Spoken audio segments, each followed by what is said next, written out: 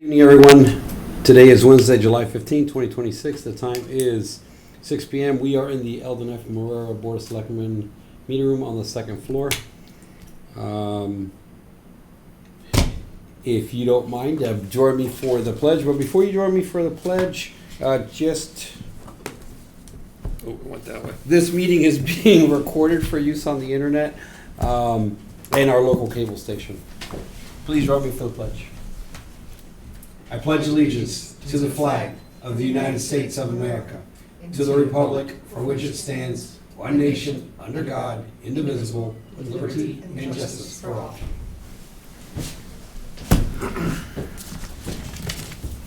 At this time, I would entertain a motion to enter into executive session, discuss strategy with respect to collective bargaining, specifically the police union. Since in my opinion as chair, strategizing in open session would have a detrimental effect on the bargaining position of the town, the board will reconvene into open session. This does require a roll call vote.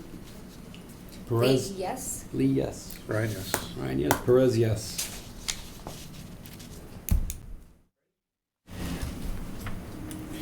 Time is now 6:11 and we're back into open session. At this point, we're going to go ahead and read warrants, board, and selectmen business. First on the agenda is to vote to ratify Susan Hebb's employment as the kitchen assistant for the Council of Aging. So this person has bakery experience. As you know, we recently lost somebody who was working there, and this is that person's replacement. And so it's not an ad, it's just a replacement. And it would be effective on July 22nd. At this time, we'll make a motion to ratify Susan Hebb's employment as kitchen assistant for the Council of Aging, effective July 22nd. Second. All in favor? Aye. Aye. Next on the agenda is ratify collective bargaining agreement for the police union and the signed MOU. So thank you. So I will be looking for two votes. One is going to be to ratify the collective bargaining agreement, and two, to sign the MOU. I always do an MOU on all union contracts because it spells out the changes, which makes it easily decipherable for you and also at a future date. At this moment, I would really like to say thank you to the president of the police union, Tim Pope, and also to the police chief, Tim Nixon. This is the way union negotiations should be. They were extremely respectful to us. I feel like we were very respectful to them. We settled on the same 333 that we gave everybody else. There was a couple of things that were important to them. There were a couple of items that were important to us, and we were able to bargain on both. And again, they were extremely respectful, and they got to the contract, and they didn't play around, and we didn't play around. So it was fantastic to do it with them. So I want to say thank you to them. So if you have any questions specific to it, I'll answer it. If not, I'll be requesting those two votes. We're going to vote on these together. Make a motion to ratify the collective bargaining agreement for the police union, as well as sign the MOU. Second. All in favor? Aye. Aye. Thank you. Great. Next on the agenda is vote to approve the interim license for National Grid on an easement of Sear Street. So this pertains to the new water treatment plant that has been installed up at Sear Street. National Grid needs to add some underground and above ground power lines. And in order to do so, they have to come on and transfer onto town property. Normally, we would go and get a permanent easement, but this request came into my office after town meeting, and we can't call a town meeting just for this. So National Grid understands it. So and I've run this by town council, is that I will ask the Board of Selectmen to sign and grant an interim license. So again, we'll be looking for two votes. One is to grant an interim license to National Grid because we need the water treatment plant power. We have to get it up and running, obviously. And then at your next annual town meeting, you will also vote that you will sign a memo informing National Grid that in good faith that you are bringing it to town meeting, obviously with the expectation that town meeting would approve it at that time. All right, make a motion to approve the interim license for National Grid. Second. All in favor? Aye. Aye. Next is, And this is to execute the memo. So this is just looking for the vote to execute the memo. the next is to make a motion to execute the memo for National Grid for the easement on Sear Street. Second. All in favor? Aye. Aye. All right, next on the agenda is vote to approve the MBNC mission statement, policies and procedures. So the board took a vote at a recent meeting to relook at this, and Jeff was the one that was the one, he really wanted to look at it, so I'll turn it over to Jeff. So after the last, not the last town meeting, but the meeting to the vote for the school, there was a lot of question about what was being maintained, not maintained in the school. I'm sure, not passing judgment, there was probably a mix of truth and falsehood in what was being said.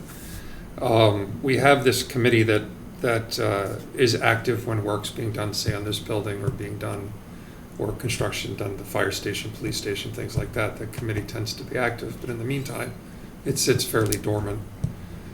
So the thought was to maybe repurpose or add additional purpose to this committee, with the thought of the committee being the committee and maybe getting some help from external, people within town or whatnot, but other sources to go inspect all the municipal buildings, and come back with a report that there's no authority other than to produce a report, maybe prioritize that report to hand back to the board of the Council on Aging, to us for town hall, and this is something that both Superintendent Bodwell and the school committee has agreed that would be helpful.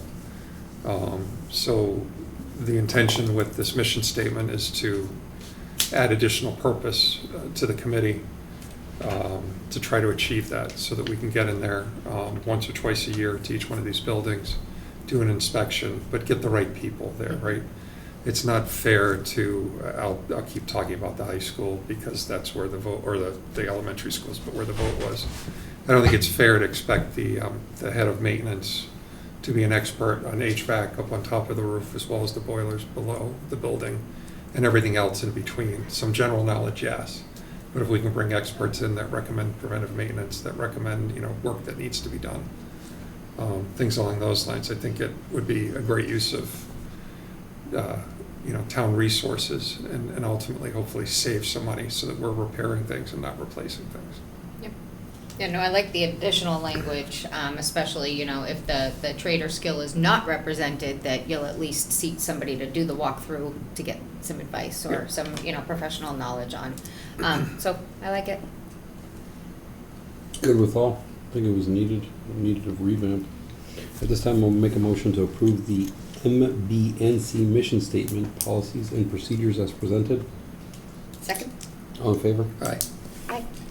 So one item of note on that is that we had a couple of appointments that we would normally have made earlier in June to the MBNC, but we did not make them because we didn't think it was fair until we had the mission statement to let them know what the expectation was.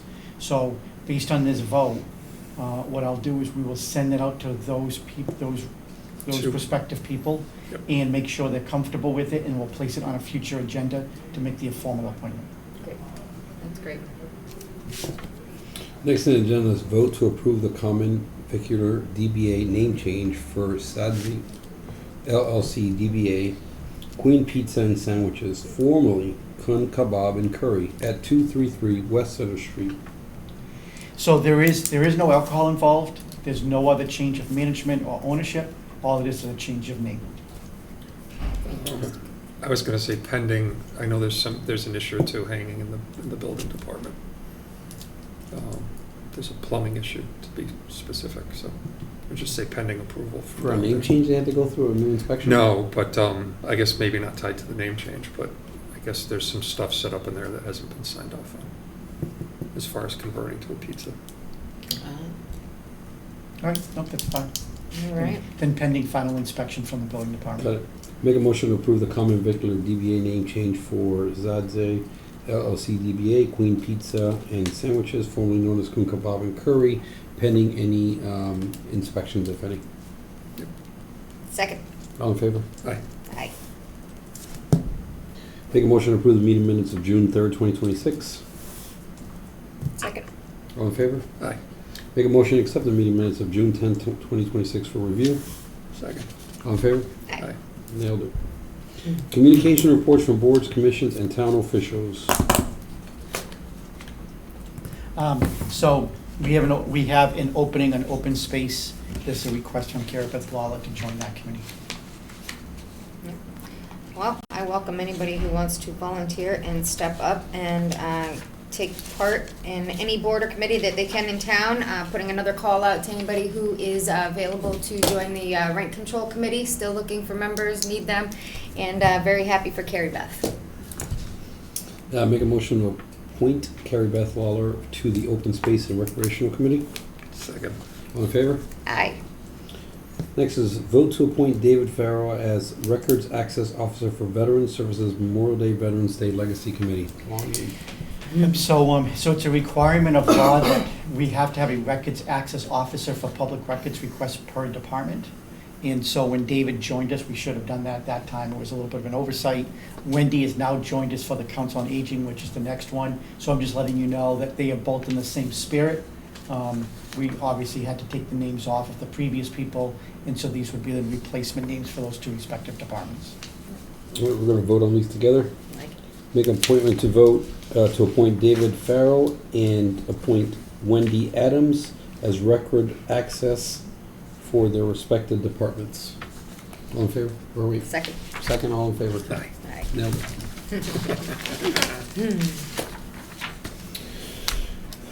Next on the agenda is vote to remove Mr. Hugh Hurley from the Bylaw Study Committee. Ted? Yep, so again, this is in tandem as well, is that your bylaw study committee is prescriptive in nature, meaning that one of the seats on there is the planning board chair. As we know, Hugh did not seek re-election, and therefore he could no longer be on the bylaw study committee. And Jim Noyes has now been voted as the new planning board chair. So really, I placed the mission statement in your package just so you could see as to what the course of action is. But at this point, I would ask for 2 votes to remove Mr. Hurley and then to appoint Mr. Noyes to the bylaw study committee. This time I'll make a motion to remove Mr. Hugh Hurley from the Bylaw Study Committee and appoint Mr. Jim Noyes to the Bylaw Study Committee. Second. All in favor? Aye. Correspondence from the public to determine a course of action. We have no one here. Public comment period. Anyone? Nobody's here. The town administrator report. Thank you. Fifth Amendment for the Lincoln Street project. You'll recall at a most recent meeting in June, I had been away, and the date we just knew wasn't going to work. And so I had said that at that time. I will say this one here, after back and forth with the attorney, we have made it August 31st. That is more than ample enough time. I can tell you there's only a handful of items left on the punch list, and they are actively working on that access road. So we actually anticipate that they will be done in the month of July, but I don't want to come back to you with another amendment. So I'm asking for you to take a vote and approve the Fifth Amendment with a closing date no later than August 31st. Make a motion to, what is this, swap agreement? Yeah, I would just, you can approve the swap agreement, Make a Fifth motion. Amendment as presented. Make a motion to approve the swap agreement, Fifth Amendment, Lincoln Street project, as presented for August, what was that again? August 31st. 31st. It just seems like it's happened many times. Yeah, 5. Second. All in favor? Aye. Aye. So again, B and C are basically in tandem as well. This past year, the Healy administration signed an expedited permit requirement for alternative energy sources, i.e. solar farms that no longer require a special permit as it did beforehand. Obviously, there's still some limitations to it, but the idea is that the Healy administration, obviously, they're trying to get away from fossil fuels as a source of energy, and they are trying to make it easier to make sure that people can permit alternative sources of energy such as solar farms. So there is a small Clean Energy Act that she signed that either takes effect on July 1st or October 1st. It is a requirement of the board to make a decision as to what date it would become effective. We're obviously not really prepared for it in the building department at this point, so we are recommending that it would be October 1st. In addition to that, everything for permit always goes to the building inspector, zoning enforcement officer, but it's a requirement of the law for us to notify the state as to who that person is as well. So as a result, I would also ask you to vote to appoint Nick Iafredi as our current building commissioner and zoning enforcement officer, that for small clean energy projects, that he is West Bridgewater's local government representative. Just a question, but should we look at potentially a board to like oversee it, since it's so, I don't know, I feel like there's a lot that's gonna happen potentially with this. So technically, the planning board would still oversee it because it would go through site plan review. Before was site plan review in tandem with a special permit. In theory, a special permit can be denied. Site plan review, except in very limited situations, cannot be denied. It just gives the local government authority to review it and make sure there's appropriate parking and items like that. So the planning board will still be involved. Yeah, but I mean, what language is in our planning board bylaws right now to kind of give them some direction? I don't think there's anything. No, well, their site plan review is defined more so by state law. Yeah. And it's, they do site plan reviews all the Okay. time now. Yeah. All right, make a motion to accept the consolidated permit required under 225 CMR 29, small clean energy permit for the date of October 1st, 2026. Second. All in favor?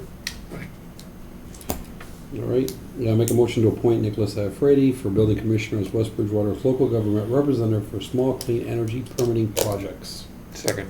All in favor? Aye. They really need to make these names smaller and not so tongue twisting. Next is, you'll recall, about 9 months ago or so, I brought to your attention that Tracy had done a really good job as our planner in managing grants, of getting a conceptual design grant, that we were going to relook at the West Street, Crescent Street intersection to come up with some conceptual ideas as to what could be done. As part of that grant, they also looked at Lincoln Street and South Elm Street as well. There's less energy from the staff on Lincoln Street and South Elm, but we can look at that at the same time. The purpose of this conversation right now is that Mass DOT has to finalize their conceptual design process. And it's still, again, rudimentary. It's probably at about 25,000 feet.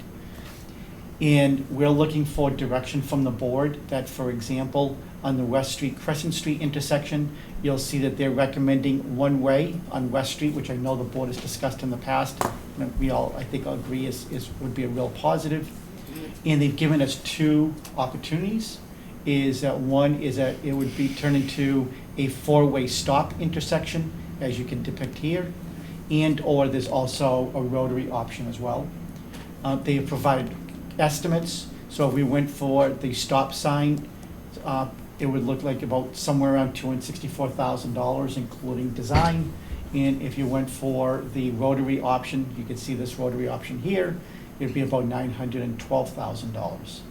The thought process is for the Board of Selectmen to inform the staff as to which you would prefer, which direction to go. We will then inform DOT. DOT would finish their conceptual design for that project. So they're not gonna do it on both. And at that point, then it'll be on the town as to whether or not we wanna go forward. But it opens up the door for us to apply for another grant. And because DOT has already paid for it, and it becomes what they call a shovel-ready project, we have some advanced metrics to the potential of being able to get qualified. We do not know if they would pay 100% or 10% or just the design. I'm telling you that the last handful of ones that we have done this, think that grant that we received for Culvert Street on Grant Street, they did 50%. So using that history as a guide, although not a guarantee, that if we went with the rotary option, they'd be paying about half of the 900,000, and if we went with the other one, they would be paying about half of the 264. But again, recognizing we don't know that for sure. But we are really looking more from direction, from an overall policy standpoint. Do you prefer us to look at the four-way stop intersection, or would you prefer us to look at the rotary? And then we would do the same thing on the Lincoln South Elm intersection as well. And whatever you take a vote on is what Tracy will capture and forward over to DOT. Yeah, I hit, obviously, like come out and hit the West Street, Crescent Street, significantly improved with the stop signs. And I think it's manageable with the stop signs in the morning. Like the lines are longer because I think more people have come off 106 and onto Crescent to get to work in the morning. So conceptually, I think a rotary could confuse things more than help things at that space. As I look at this, my only hesitation on this is if I lived, and I know conceptually we can move forward with this, but if I lived on West Street and I had to go on to 106 to go home all the time, if I'm trying to run an errand, it would be annoying. I'd love to find a way to let local traffic get close to 106, but not go on 106 on West. I think that's doable too with a local traffic only sign going down that road. I think we have Lock that the somewhere. end or something. I so think you that's, I feel like that is somewhere. It is. It's right by, It's right off of River Street going Right in. there. That is correct. Fairmont How Street well does corner. that work? It works great. Does it though? Yeah. Yeah.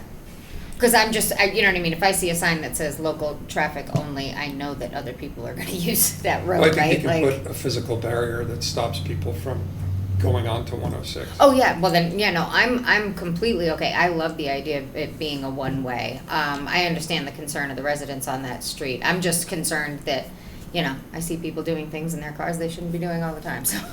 But if they can't get on to 106 and they learn that, they will very quickly stop trying, so that's fine by me. I also like the four-way stop as opposed to the rotary. I think that rotaries can be really confusing. Not for myself, I know that there are just some people that just don't really rotary well. So I prefer the four-way stop. Okay, that's one way to say it. There are people that don't stop well either, by the way. This I is can tell you very that. true, but if we're looking at cost also. Yes. I believe that the cost for the four-way stop is much more manageable, especially since I don't think rotaries work as well. So. Yep. And I also just want to make sure the board's aware, this is a very high-level conceptual design. So what we're seeing here right now may not be the final project. For example, they haven't done drainage. They haven't figured out catch basins. So we see that lane, say on the northern part of the piece of paper. It may turn out because of some drainage issue or some other issue, maybe it doesn't work that way. We won't know until we get to that next step. But right now, it's really, do you prefer this conceptually, or do you prefer the rotary conceptually? And in reference to the one-way in West Street, I do think that if we end up getting closer to that, then I think meeting with those local residents that live there and seeking their input would really be helpful in crafting the right policy moving forward. Yeah, and just looking at this, I mean, I agree with everything. There's not gonna be as much change to what's happening going with the four-way stop sign. So people aren't gonna go through that culture shock. And all they're gonna complain anyways, but there's not gonna be as many complaints. So if I'm hearing the board correctly, do you wanna vote on this, David, or? I would ask, which conceptual design do you prefer on each project?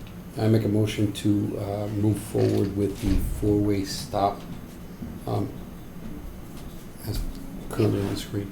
Yeah, I second. On favor? Right. That's Weston Crescent, right? Weston Crescent, yeah. Weston Crescent. Mhm. Yep. And then we'll go to the Lincoln Street. Did I say all in favor? All in favor. Aye. Good. There we go. Nailed it. So now here it is on Lincoln Street and South Elm. Again, this, I don't believe that this is really a top priority from the staff standpoint. However, this is the conceptual design from the state. Again, they gave us two options, is to have multiple stop signs throughout, and then the other one is the rotary. The cost on this one is a little over $248,000, and then the rotary is, I think, $841,000. So I'm assuming that if we didn't like the rotary on the other one, we wouldn't like the rotary on this one, and I don't really see the value in this one either as a rotary. So if you're okay with it, then I will inform Tracy as well that you'd be preferring the stop sign intersection option for the Crescent Street, for the Lincoln Street, South Elm Street project. Perfect. Yes.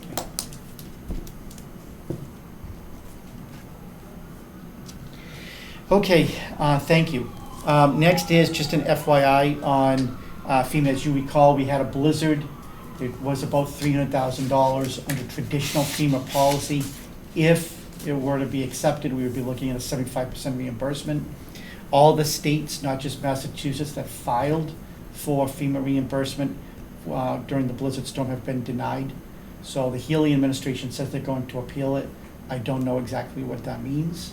And I'm not being, not being coy. I honestly don't know what that means. It's I don't know who the appeal process is for FEMA. In any event, so just an FYI that it was denied. Sustainable purchasing policy, again, FYI to the board. As your procurement officer, I'm required by state law to sign a recycling process policy where we endeavor to the best of our possible ability to be able to use recycled products through that process. So this has already been communicated. It's done annually, but it's communicated to all the department heads as well. We will go into executive session, but just a FYI, our next meeting will be in August. I cannot make that meeting. Okay, so if you cannot, then can I just, is it okay with the other two that I'll discuss with Jeff, find a date that works for him, and then I'll discuss with the two of you? Yep. And we'll solidify a date and time. Yep, we will go ahead and adjourn. No, we won't. Yes, we will. At this time, I would entertain a motion to enter into executive session to discuss strategy with respect to collective bargaining, specifically the fire union. Since in my opinion as chair, strategizing in open session would have a detrimental effect on the bargaining position of the town. The board will not reconvene into open session. This does require a roll call vote. Lee, yes. Ryan, yes. Perez, yes.